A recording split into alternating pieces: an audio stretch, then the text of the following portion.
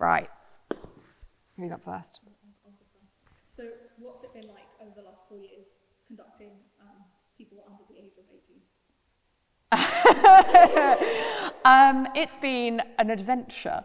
I think it's been a learning curve for all of us, hasn't it? I feel like we've all figured out how we can help each other perform better in concerts and services and for recordings, and finding ways to kind of give each other energy in quite tiring situations.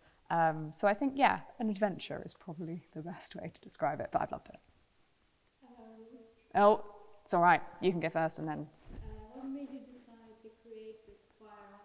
It's similar to that question, but what is it like? Is it stressful? Is it interesting? Do you feel like a parent stirring 24/7? These are great questions. I decided to create it because I love working with young people, and I love working with young women, and I love sort of helping shape people's musical lives a little bit, and hopefully giving you some skills that might come in useful later in life if you decide to be musicians. So that's sort of why I set it up. Is it stressful? Depends on the day. Occasionally, when people decide to start fainting, then it does get a little bit stressful. When nobody faints, it's lovely. And to be honest, it gives me so much energy. Like occasionally I'll be before rehearsal thinking, oh gosh, I've had a really long day. The last thing I want to do is go and give energy to a whole load of other people. And then I always leave with more energy than I started with. And that, I think, shows me that I'm in the right job. Oh, Tuppy had a question. Sorry. And you can... What's your favourite piece in the album you've made now?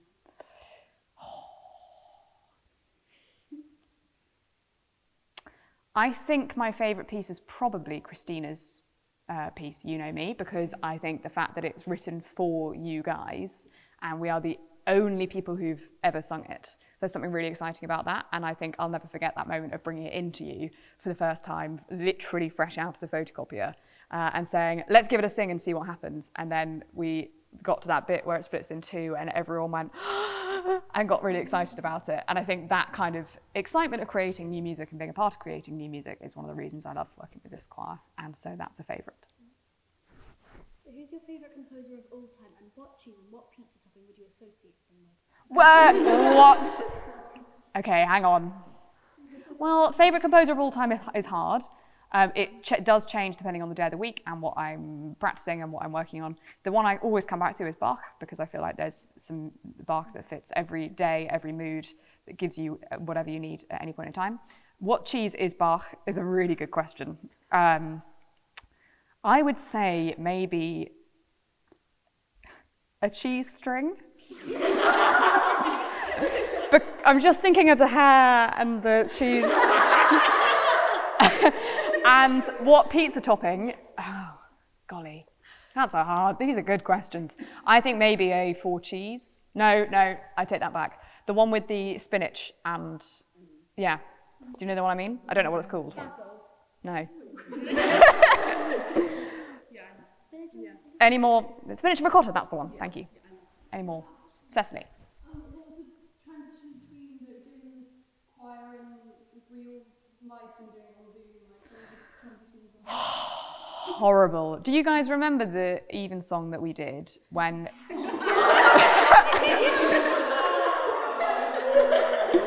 this Even song, for those of you who weren't here, there was this Even song where we'd come back and we'd been singing together again, and then I was told about 5 minutes before the rehearsal that you had to go back on Zoom, and we didn't know when we were going to see each other again.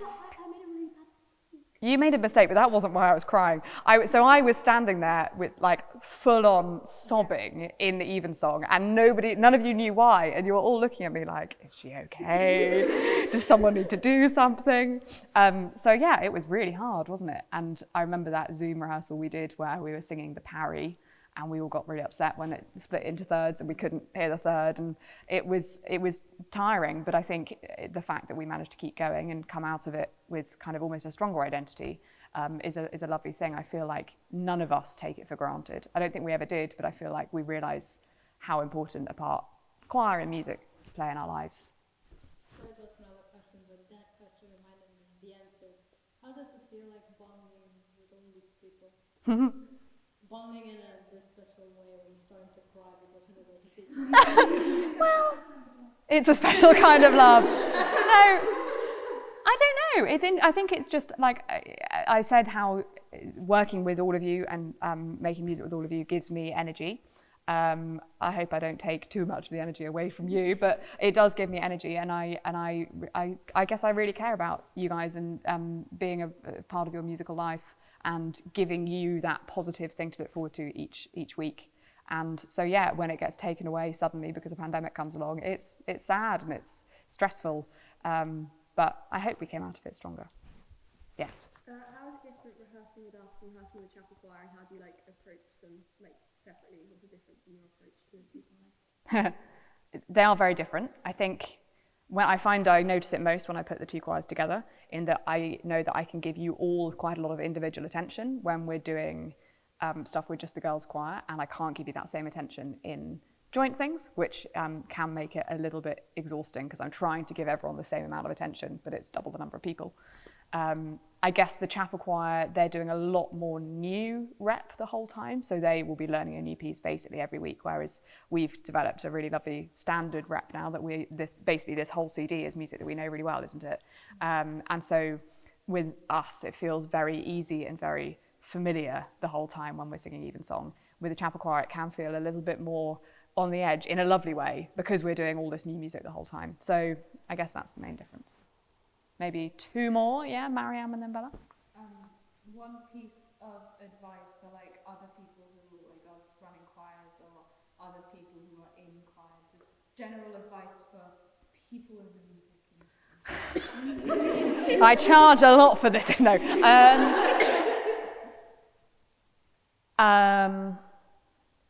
I don't know.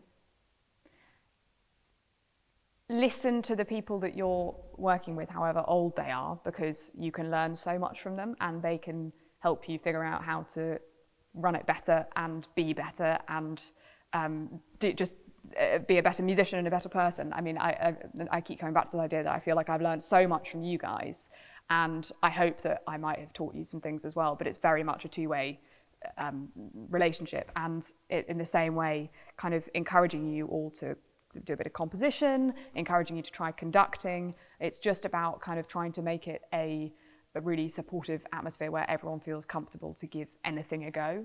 And I think that's what a choir can be. That's what's so special about a choir.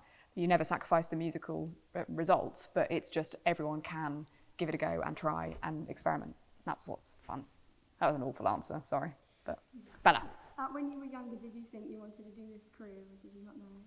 I wanted to be a maid because I liked the apron, and then I wanted to be a vet, and then I realised I was scared of animals. And then about at the age of 6 or 7, I knew I wanted to be a musician, but I didn't know what kind of musician until about 6 years ago.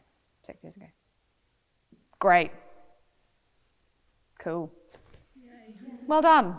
Lovely stuff. Oh, I didn't ask you a question. Oh, sorry. Favourite track on the album? Go. See a Lullaby. You know me or See a Lullaby. And Oh my god, that's such old memories. oh, of course, because you all sang that piece at audition. Favourite memory from recording? Oh, when we were on the call with Wayne Marshall. Yeah, so when we finished recording an hour early and you were like, I know, let's sing. Oh no, I said, what do you want to do? And you all said, I want to sing as many Magnificats as we can from memory. And so we sang the Wayne Marshall in the most hyper mode down the phone to Wayne Marshall and his children in Malta. That's a good memory. Bad? No, I won't ask bad memories from recording. There weren't any, other than the fact that we lost people in the middle of it because of COVID. That was sad. Who had to leave? You had to leave. Very sad. You weren't here for any of it? Great. Anyone got anything? Words. Anyone got anything else to add? Thank you. Thank you. Oh. Very nice experience so far. Yay! There is more where that came from. Amazing. Well done, ladies. That's a wrap. Woohoo!